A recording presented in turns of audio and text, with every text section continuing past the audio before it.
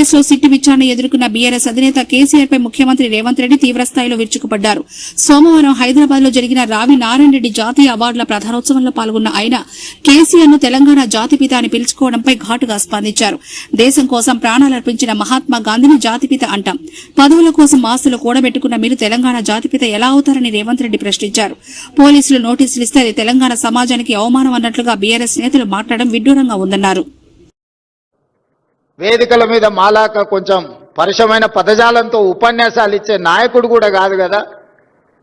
వారు ఏ రకంగా మోడీని, అమిత్ షా గారిని భయపెట్టగలరు అని చెప్పి నేను రాహుల్ గాంధీ గారిని అడిగిన. వారికి బిచ్చగాళ్ల సంఘాన్ని కూడా ఏకం చేయగలిగిన శక్తి, రిక్షా దొక్కుకునే సంఘాలను కూడా ఏకం చేయగలిగిన శక్తి ప్రొఫెసర్ కోదండరామ్ గారు ఆ రోజు బాధ్యత నిర్వహించలేదా? ఎందుకంటే ఈ మధ్యకాలంలో కొంతమంది తెలంగాణ జాతిపిత అని వాళ్ళే టైటిల్స్ ఇచ్చేసుకుంటారు. ఉద్యమకారుడు అనే పదాలు వాళ్ళే రాసేసుకుంటారు. చేసిన తప్పులకు పోలీసులు నోటీసులు ఇస్తే తెలంగాణ జాతిపితకు నోటీసు ఇవ్వడం అంటే మొత్తం తెలంగాణ సమాజానికే నోటీసు ఇచ్చినట్టు అంటారు. ఒక ఉద్యమకారుడిని ఈ రకంగా మీరు అవమానిస్తారా అంటారు. నిజంగానే తెలంగాణ జాతిపితనే అయితే ఆనాటి జాతిపిత దేనికే ఆదర్శంగా నిలబడ్డాడు? ఏదైనా పదవి తీసుకున్నాడా? పోని కుటుంబం కోసం ఏదైనా అడిగిండా? 30 సంవత్సరాలు బ్రిటిషర్స్ మీద కొట్లాడితే కట్టె ఎత్తడానికి కూడా ధైర్యం చాలలే. కానీ స్వతంత్రం వచ్చిన మొదటి సంవత్సరంలోనే కొంతమంది దుర్మార్గుల తుపాకీ తూటాలకు నేల కొరిగిన ఆనాటి జాతిపిత. మరి ఈనాడు జాతిపితగా చెప్పుకునే వాళ్ళు, ఉద్యమకారులని చెప్పుకునే వాళ్ళు, రాజకీయ పార్టీలు ఒక పరిస్థితిలో వైఫల్యం చెందినాయి అనుకున్నప్పుడు అన్ని రాజకీయ పార్టీలు కలిసి ఒక పొలిటికల్ జేఏసీ పెట్టుకొని ఆ జేఏసీకి చైర్మన్ గా ప్రొఫెసర్ కోదండరామ్ గారిని పిల్లలకు పాఠాలు చెప్పుకునే పంతులను మనం ముందులో పెట్టుకొని తెలంగాణ రాష్ట్రాన్ని సాధించినాం. వారు ఉద్యమకారుడు కాదా? ఉద్యమాన్ని నడపలేదా? రాజకీయ పార్టీలను అన్నిటిని ఒక తాటి మీదకి తీసుకురాలేదా? కుల సంఘాలను, మత సంఘాలను, చివరికి బిచ్చగాళ్ల సంఘాన్ని కూడా ఏకం చేయగలిగిన శక్తి, రిక్షా దొక్కుకునే సంఘాలను కూడా ఏకం చేయగలిగిన శక్తి ప్రొఫెసర్ కోదండరామ్ గారు ఆ రోజు బాధ్యత నిర్వహించలేదా? ఇదే రావి నారాయణ రెడ్డి ఇదే హాల్లో అన్ని రాజకీయ పక్షాల సమావేశాన్ని ఏర్పాటు చేసి జానారెడ్డి గారి ఇంటికాడ నుంచి నాకు తెలిసినంత వరకు ఇక్కడికే వచ్చి ఆనాడు ప్రధాన కార్యక్రమంలో ముఖ్యమంత్రి రేవంత్ రెడ్డి బీఆర్ఎస్ అధినేతపై విమర్శలు గుప్పించారు. ఈ మధ్య కొంతమంది వాళ్లకు వాళ్లే జాతిపిత అని టైటిల్ ఇచ్చుకుంటున్నారని, తమకు తామే ఉద్యమకారుడని రాసుకుంటున్నారని విమర్శించారు. తెలంగాణ జాతిపితకు నోటీసులు ఇస్తారని కొంతమంది ప్రశ్నిస్తున్నారని ఆగ్రహం వ్యక్తం చేశారు. ఈ వ్యాఖ్యలపై హరీష్ రావు స్పందించారు. ముఖ్యమంత్రి రేవంత్ రెడ్డికి ఉద్యమకారుల గురించి మాట్లాడే హక్కు ఉందా అని హరీష్ రావు ప్రశ్నించారు. రేవంత్ రెడ్డికి ప్రజాస్వామ్య విలువల గురించి మాట్లాడే హక్కు లేదని హరీష్ రావు అన్నారు.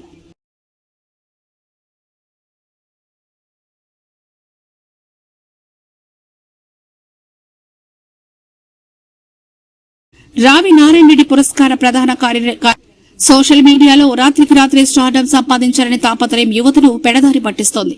వ్యూస్, లైక్స్ కోసం ప్రాణాలను పణంగా పెడుతూ ప్రమాదమైన విన్యాసాలకు పాల్పడుతున్నారు. తాజాగా ఓ యువకుడు రైలు పట్టాలపై పడుకుని రైలు తనపై నుంచి వెళ్తూ ఉండగా వీడియో తీసుకున్న ఘటన నెట్టింట కలకలం రేపుతోంది. ఈ ఘటనపై హైదరాబాద్ సీసీవీసీ Sajjanar social media platform X లో వేదికగా తీవ్ర ఆగ్రహం వ్యక్తం చేశారు. పిచ్చికి పరాకాష్ట అంటే ఇదే.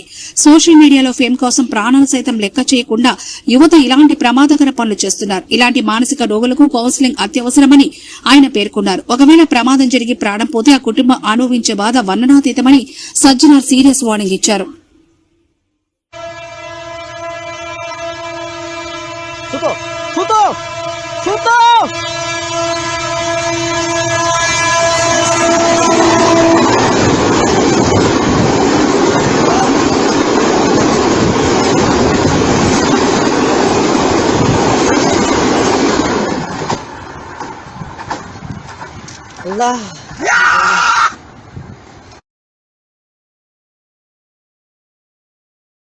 తెలంగాణ ప్రముఖ సినీ దర్శకుడు ఎన్ శంకర్ మాతృమూర్తి నిమ్మల సక్కుబాయమ్మ ఇటీవల వృద్ధాప్య సమస్యలతో కన్నుమూసిన విషయం తెలిసిందే.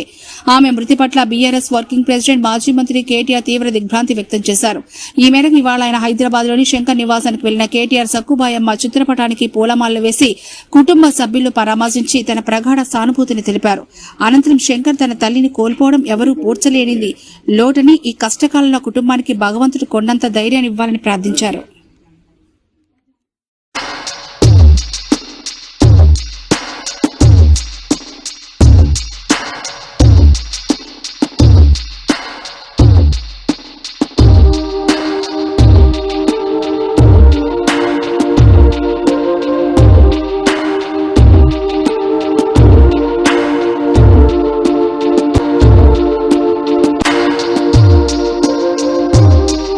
మంత్రివర్గ భేటీ ప్రారంభం కానుంది.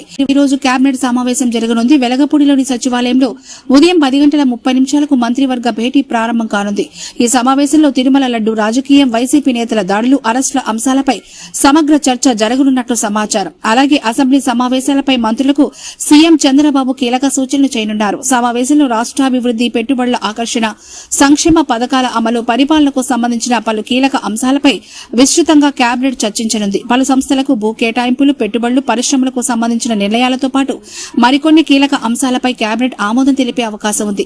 గత కేబినెట్ లో 30కి పైగా అంశాలకు గ్రీన్ సిగ్నల్ ఇవ్వగా వారం రోజుల్లోనే మరోసారి సమావేశం కావడంతో ఈసారి కూడా ఎజెండా 30కి పైగా అంశాలుండొచ్చని అంచనా. కేబినెట్ సమావేశం ఎజెండా పూర్తయిన అనంతరం రాష్ట్రంలో తాజా రాజకీయ పరిణామాలపై చర్చ జరిగే అవకాశం ఉంది.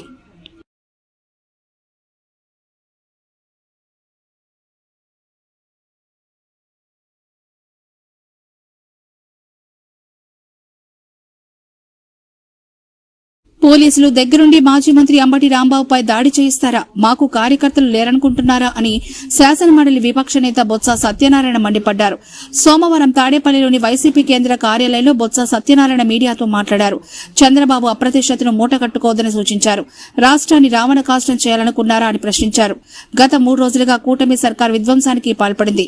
వైసీపీ నేతలపై దాడులపై జనసేన, బీజేపీ నాయకులు ఎందుకు తప్పని మాట్లాడడం లేదని ప్రశ్నించారు. ఆయన దుర్భాషలాడితే అంబటి రియాక్ట్ అయ్యారని అన్నారు. ఇంటికొచ్చి తాను మాట్లాడింది తప్పే అని మాట్లాడారని, కేంద్ర మంత్రి తడాకా చూపిస్తామని అంటాడని అన్నారు. ఆ కేంద్ర మంత్రి అంటాడు చూస్తారు తడాకా. ఏంటి చూస్తారు తడాకా?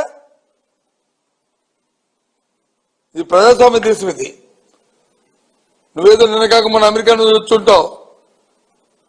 నీకు డెమోక్రసీ గురించి కానీ చట్టాల గురించి కానీ తెలియకపోతే తెలుసుకో. భగవంతుడు నీకు అవకాశం ఇచ్చాడు, నీ ముఖ్యమంత్రి నీకు అవకాశం ఇచ్చాడు, కేంద్ర మంత్రిగా చేశాడు. అంతేగాని పౌరుషం మాటలు పనికిరావు. ఆ మాట చుట్టుపోవు.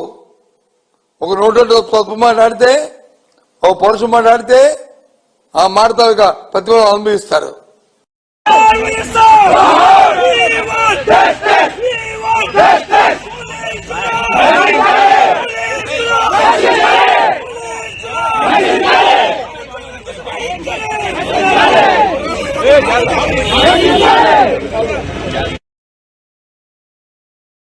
మాజీ మంత్రి జోగి రమేష్ నివాసంపై జరిగిన దాడి నేపథ్యంలో మాజీ ముఖ్యమంత్రి వైఎస్ జగన్మోహన్ రెడ్డి ఎల్లుండి ఇబ్రహీంపట్నంలో పర్యటించినట్లుగా పార్టీ వర్గాలు వెల్లడించాయి. ఇటీవల మంత్రి నారా లోకేష్ పై చేసిన వ్యాఖ్యల నేపథ్యంలో ఇబ్రహీంపట్నంలోని జోగి రమేష్ నివాసంపై దాడితో ఉద్రిక్త పరిస్థితులు చోటు చేసుకున్న సంగతి తెలిసిందే.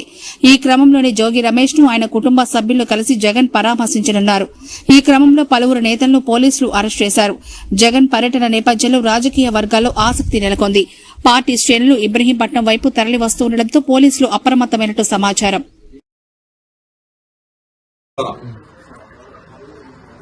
నా ఇంటికి నీళ్ళు ఎంత దూరమో నీ ఇంటికి నా ఇల్లు అంతే దూరం పంపి ఈ సందర్భంలో నేను గల్లా మాధవి గారిని అడుగుతున్నాను.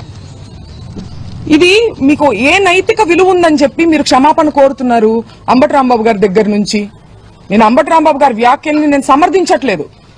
ఆయనే సమర్థించుకోలేదు కదా. హీట్ ఆఫ్ ద మూమెంట్ లో నేను అన్నాను, నేను అలా అనుండాల్సింది కాదని ఆయనే చెప్పారు. మీకే నైతిక విలువ ఉందని చెప్పి మీరు, మీ హస్బెండ్, లేడీస్ మేము ఇక్కడ ఉంటే మీరు తాగి ఉన్నటువంటి మగవారిని మా మీదకి రెచ్చగొట్టి పంపిస్తూ ఇంట్లోకి వెళ్ళమని వాళ్ళు అద్దాలు మీరు చూడొచ్చు, కారు ఎలా పగలగొట్టారు. అద్దాలు పెట్టుకుని మేము ఉన్నాం. హోమ్ మినిస్టర్ అనిత గారిని కూడా నేను సూటిగా ప్రశ్నిస్తున్నాను, దీన్ని మీరు సమర్థిస్తారా? మీరు ఆడవారి మర్యాద దెబ్బతిందనే ప్రాసెస్ లో మీరు దాడి చేస్తూ మీరు అటాక్ చేసింది ఆడవాళ్ల మీదనే. ఇది ఏ రకంగా సమంజసం? ఇది ఏ రకంగా న్యాయం?